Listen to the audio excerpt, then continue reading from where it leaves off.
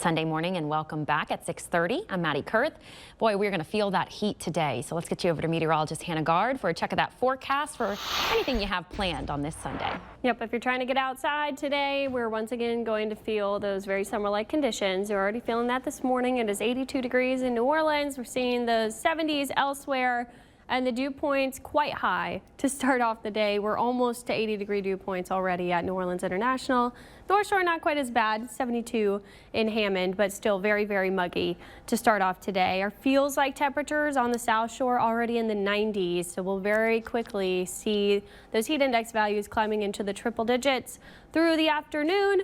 I think maximum today we get to maybe 106, 108. We don't have a heat advisory, but sometimes we can jump quickly up to around 108. So it's still going to be very, very hot in the afternoon hours. The modeling here not really showing those storms popping up. They'll be very isolated today, so that heat will be on. We're not going to have a lot of relief from the hot sun, but we're going to see storm chances increasing into the early parts of the week. That will drop temperatures down. We'll go back to 90 on Tuesday, and then we'll see those storms kind of tapering off later in the week, and the heat will return. That's kind of the moral of the story in the summertime. Anytime we have rain, keeps us cooler because we see that pop up during the peak daytime heating.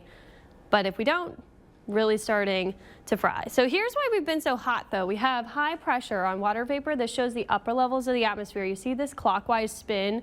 This is almost directly over us, but kind of a little bit to the north.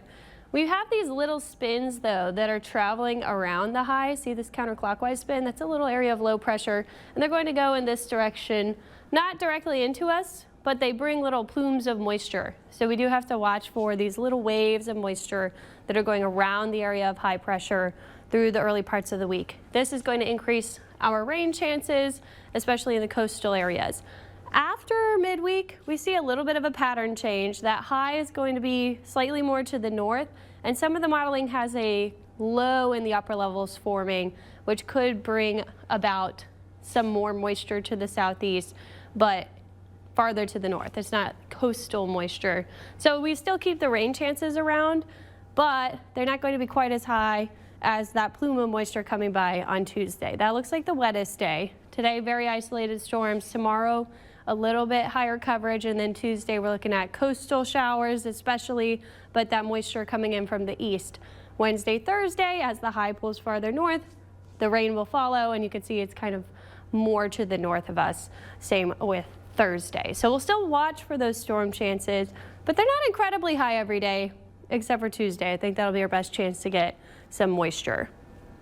On radar this morning, we have a couple of little scattered showers. We had some down to the south as well. You can see a storm over here to the southwest of Morgan City, showing we have a little moisture to work with. Whenever we see those morning showers, it does indicate we could see some afternoon showers and storms, and we still see that firing up right around 2 o'clock.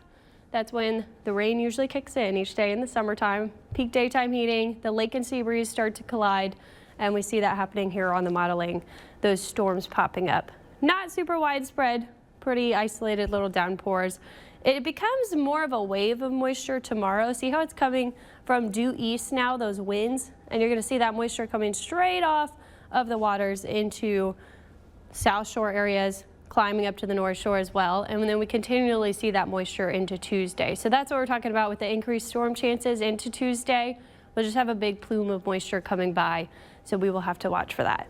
No heat advisory for us today, but climbing all the way up the Mississippi River Valley to areas north of us. Omaha is still under that extreme heat warning. So for our LSU game today, 1:30 in the afternoon with temperatures in those upper 90s, it's going to be incredibly hot for that game. The feels like temperatures could get up to 110 today there.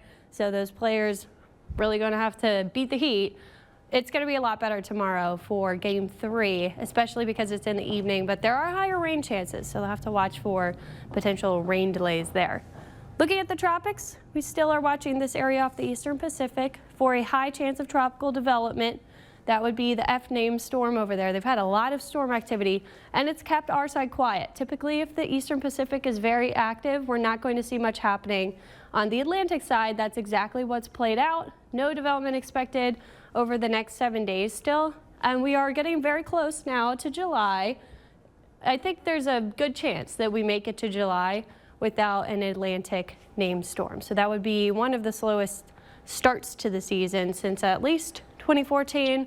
And then after that, if we don't see anything form into July, it's been since about 2004 that we saw nothing until later in the month of July. Now, during June, a lot of the reason that we don't see as much activity in the main development region, which is that area past the Caribbean and then to Africa, is because of the Saharan dust. We're still seeing that out there. We might see a plume make it to us by the early parts of next week, so we'll have to watch for those hazy skies, but we like the dust because it keeps things quiet out there. We will take it as long as we can get it. So rain chances today, still fairly isolated, Maddie, but some people saw some rain yesterday. You just got to check the radar as you're headed out there. You can see those big towering cumulus start up around 1 to 2, and then we get the rain after that. Monday and Tuesday, we'll have a little bit of an increase in that moisture, and you'll feel the breeze coming in from the east too.